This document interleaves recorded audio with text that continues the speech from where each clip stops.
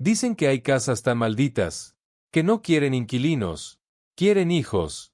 Y esta historia comienza con una mujer que cometió el peor error de su vida, al quedarse una sola noche ahí, en medio de una ciudad olvidada de México. María Torres, una joven humilde que había llegado por una entrevista de trabajo, detiene su viejo automóvil frente a una casa oscura y abandonada.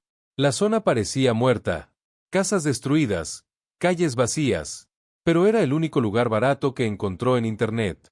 María intenta abrir la puerta con el código que le dieron. Nada. La puerta estaba cerrada. Desde adentro.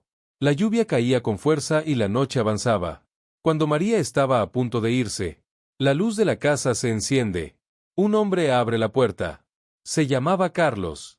Ambos descubren algo imposible. Los dos habían rentado la misma casa. Carlos parecía amable, demasiado amable. María acepta quedarse solo esa noche, pero algo dentro de ella le decía que no confiara.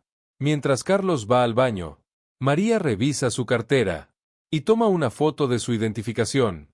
Por si acaso, esa noche, María duerme con la puerta cerrada con llave, pero despierta por un ruido extraño.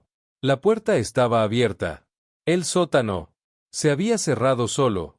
A la mañana siguiente, Carlos desaparece, dejando solo una nota. Vuelvo en la noche. Al salir, María descubre la verdad. Todo el vecindario estaba abandonado.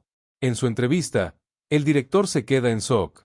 Cuando escucha la dirección, sal de ahí, antes de que sea tarde.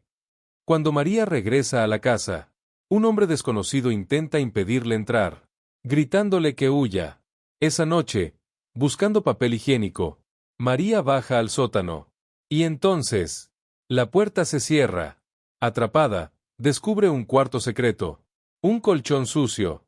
Una cámara vieja. Manchas de sangre en la pared. María grita. Carlos aparece y la rescata. Pero cuando baja solo para comprobar, nunca vuelve. Abajo. Algo vive allí. 2 semanas después, el dueño de la casa, Eduardo, llega para venderla. Descubre los túneles, los cuartos ocultos. Y algo peor. Una mujer alta, deformada, Com la mente rota, que cree que todos son sus hijos. Eduardo queda atrapado junto a Maria. La mujer los obliga a comportarse como bebés. Leche, silencio, obediencia. Eduardo se niega y paga el precio. María logra escapar, pero regresa para salvarlo. En el enfrentamiento final, Eduardo traiciona a Maria y la arroja desde lo alto. La mujer, creyendo que es su hija, salta para salvarla. Mueren. O eso parece. La mulher sobrevive. Mata a Eduardo brutalmente. Luego mira a María y entiende que nunca será aceptada por el mundo. Le pide, en silencio, que termine con su vida. Maria, lorando, dispara. La noche avanzaba y la lluvia no se detenía. María permanecía sentada en su automóvil, con las manos temblando y la mirada fija en aquella casa que parecía observarla desde la oscuridad. Algo no estaba bien. No era solo miedo, era una sensación profunda, como si el lugar respirara lentamente, esperando que ella cometiera un error. Al día siguiente, después de su entrevista, María regresó caminando despacio. Cada paso hacia la casa pesaba más que el anterior. Las advertencias del director no dejaban de sonar en su cabeza. Cuando llegó, notó que la calle estaba completamente vacía. No había niños, no había perros, no había ruido. Era como si el tiempo se hubiera detenido solo en ese barrio. Al entrar, la casa estaba en silencio absoluto. Carlos no estaba por ningún lado. Solo una nota mal escrita sobre la mesa confirmaba que volvería más tarde. María intentó tranquilizarse, pero su cuerpo no respondía. Sentía que no estaba sola, como si alguien la observara desde algún rincón oscuro de la casa. Horas después, al buscar algo tan simple como papel higiénico, María bajó al sótano. El aire ahí abajo era pesado, húmedo, y olía a encierro. Cuando encontró la caja, escuchó un golpe seco detrás de ella. La puerta del sótano se cerró con fuerza, dejándola atrapada en la oscuridad. María gritó, golpeó la puerta, pero nadie respondió. Su teléfono estaba arriba. Estaba sola. Entonces comenzó a explorar, buscando una salida. Fue ahí cuando descubrió algo que nunca debió ver, un cuarto oculto detrás de la pared, un colchón sucio, una cámara vieja apuntando al centro de la habitación y marcas de manos ensangrentadas en la pared. El pánico se apoderó de ella. Intentó huir, pero no había salida. Cuando ya estaba al borde del colapso, vio luz desde una pequeña ventana. Afuera estaba Carlos. Gritó con todas sus fuerzas hasta que la escuchó. Carlos logró abrir la puerta y sacarla de ahí, pero el terror ya se había instalado en la mente de María. María quiso irse de inmediato, pero Carlos insistió en investigar. Bajó solo al sótano, prometiendo regresar en minutos. María esperó, y esperó, pero Carlos nunca volvió. Solo se escuchó un grito ahogado desde lo profundo de la tierra. Con el corazón destrozado y el miedo dominándola, María entendió algo terrible. Esa casa no era un lugar para vivir, era un lugar para desaparecer. 2 semanas después, la casa volvió a abrirse. Esta vez no llegó un inquilino, sino el verdadero dueño, Eduardo Salazar, un actor venido a menos que había perdido todo por un escándalo que juraba no haber cometido. Aquella casa en un barrio olvidado era lo último que le quedaba, y pensaba venderla para empezar de nuevo. Pero al entrar, encontró maletas ajenas, ropa tirada y un silencio demasiado espeso para estar vacío. Eduardo comenzó a revisar cada habitación hasta llegar al sótano, donde una silla trabando la puerta despertó su sospecha.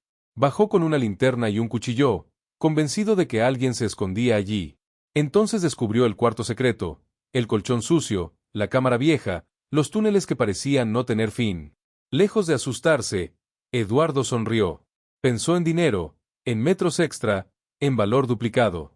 Mientras medía el lugar, algo invisible le arrebató la cinta métrica. Eduardo apuntó con la linterna, pero no vio nada. Un gruñido profundo llenó el aire y de la oscuridad, emergió una mujer alta, deformada, con movimientos animales. Eduardo huyó aterrorizado hasta caer en un pozo oculto. La rejilla se cerró encima de él. Allí abajo, en la penumbra, Eduardo no estaba solo. María apareció, demacrada, sucia, viva por puro instinto. Le susurró que no hiciera ruido, que obedeciera, que fingiera ser un niño. La mujer regresó y les ofreció leche como a bebés. María obedeció. Eduardo se negó. La criatura se enfureció y se lo llevó a rastras, mientras María aprovechaba el descuido para escapar del pozo. María corrió por los túneles, pero un sonido metálico la delató. La mujer dejó a Eduardo y fue tras ella. María logró llegar a la ventana del sótano y, cuando la criatura estaba a punto de atraparla, un hombre desconocido la jaló desde afuera. Era el mismo que días atrás le había advertido que huyera. Le dijo que se fuera de la ciudad, que esa cosa salía de noche y nunca dejaba ir a quienes llamaba hijos. María quiso marcharse, pero no pudo abandonar a Eduardo. Decidió buscar ayuda, mientras abajo Eduardo intentaba escapar. Al avanzar por un túnel sin salida, la criatura se detuvo de golpe, como si algo la aterrara. Eduardo descubrió una habitación prohibida, un anciano enfermo, cintas grabadas con nombres de mujeres y una verdad insoportable. El anciano era el origen de todo. Cuando Eduardo comprendió, el viejo se quitó la vida. María regresó con la policía, pero nadie le creyó. La ignoraron. La noche cayó. María esperó en su auto. Entonces la criatura salió. María arrancó y la embistió, dejándola inconsciente contra una pared. Aprovechó para volver al sótano a salvar a Eduardo. En la oscuridad, Eduardo disparó por miedo y la bala rozó a María. Aún así, ella siguió. La criatura despertó. El escape final los llevó a lo alto de un tanque de agua. Sin arma y acorralado, Eduardo tomó la decisión más cruel, arrojó a María. La criatura, creyendo que era su hija, saltó para salvarla. Abajo, la sostuvo con su propio cuerpo. Eduardo pensó que ambas habían muerto, hasta que la criatura se levantó. Ciega de rabia, mató a Eduardo sin piedade. Luego miró a María con una tristeza imposible de describir. Entendió que el mundo nunca la aceptaría. En silencio, le pidió que terminara con su sufrimiento. María, llorando, disparó. El disparo resonó en la noche como un eco de liberación. La criatura cayó al suelo, inmóvil, y por primera vez aquel lugar quedó en silencio. María permaneció de pie unos segundos, temblando, mirando el cuerpo de esa mujer que nunca fue un monstruo por elección, sino por los pecados de otros. La lluvia comenzó a caer de nuevo, limpiando lentamente la sangre del concreto, como si la tierra misma quisiera olvidar lo ocurrido. María salió del barrio caminando, herida y agotada. Nadie la persiguió. Nadie la llamó. Al amanecer, llegó a la carretera principal y fue auxiliada por un camionero que no hizo preguntas. En el hospital, los médicos hablaron de shock, de deshidratación y de heridas superficiales. María no dijo nada. Sabía que nadie creería la verdad. Días después, la casa fue sellada. Las autoridades declararon la zona inhabitable y el vecindario quedó oficialmente abandonado. Los documentos se archivaron, los nombres se olvidaron y la historia fue enterrada bajo papeleo y mentiras. Como siempre. Pero María no volvió a ser la misma. Cada noche, al apagar la luz, recuerda la mirada de aquella mujer. No de ódio, sino de amor. Un amor torcido, nacido del abuso y la oscuridad, pero amor al fin y al cabo. María entendió algo que la acompañaría toda su vida. El mal no siempre grita, a veces llora. Meses más tarde, María consiguió trabajo en otra ciudad. Vivía en un cuarto pequeño, en un barrio humilde, lejos de casas viejas y sótanos. Aún así, algunas madrugadas despertaba sudando, creyendo escuchar pasos bajo el suelo, respiraciones detrás de las paredes, como si el pasado nunca se hubiera ido del todo. Porque hay lugares que no mueren cuando los abandonas. Hay horrores que no terminan cuando sobrevives. Y hay historias que solo existen para recordarnos que los verdaderos monstruos fueron humanos.